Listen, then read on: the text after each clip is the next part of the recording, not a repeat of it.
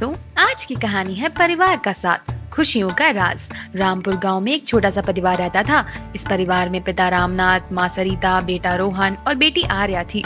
रामनाथ खेती में खेती करता था और सरिता घर संभालती थी। उनका परिवार साधारण था, लेकिन उनके बीच प्यार और सम्मान की कमी थी। रोहन और आर्या अक्सर झगड़ते रहते और सरिता और रामनाथ कभी छोटी भी बातों पर बहस करते रहते। धीरे धीरे उनके घर में खुशियों की कमी होने लगी। एक दिन रामनाथ खेतों में बहुत नुकसान हुआ। बारिश समय पर नहीं आई और फसल खराब हो गई। इससे पूरे परिवार में तनाव बढ़ गया। रोहन ने कहा, पापा, हम खेती करनी छोड़ देनी चाहिए, इससे कुछ नुकसान होगा क्या? आर्या ताना मारकर कहती है, हमें मुश्किलों का सामना करना पड़ता है, इस परिवार में कुछ भी अच्छा नहीं होता। रामनाथ और सरिता यह सुनकर चुप हो गए। उन्हें समझ नहीं आ रहा था कि वह स्थिति से कैसे निपटे।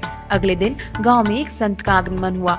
संत ने गांव वालों को एकत्रित किया और परिवार की एकता के बारे में बात की। उन्होंने कहा, अगर परिवार के सदस्य साथ मिलकर काम करेंगे तो कभी भी किसी कठिनाई को पार कर सकते हैं, लेकिन अगर वो अलग अलग दिशा में खींचेंगे तो परिवार टूट जाएगा। यह सुनकर रामनाथ संत की मदद मांगी। संत ने सुझाव दिया, अपने परिवार में साथ समय बिताओ और उन्हें दिखाओ कि एकता में कितनी ताकत है।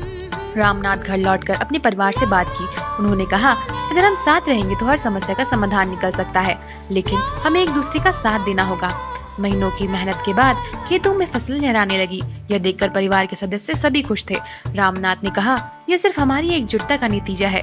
अगर हम ऐसे ही रहेंगे तो हर मुश्किल पार कर सकते हैं। धीरे धीरे परिवार में प्यार समझ बढ़ने लगा। यह साथ खाते, हंसते, बोलते, एक दूसरे की समस्याओं को समझते। उनका घर फिर से खुशियों से भर गया। यह कहानी हमें सिखाती है कि परिवार की खुशियां और उनके सदस्यों के बीच प्यार, सहयोग और एकता में ही छुपी होती है। चाहे परिस्थिति कितनी भी कठिन हो, अगर परिवार के सदस्य मिलकर काम करें तो हर समस्या का समाधान निकाला जा सकता है।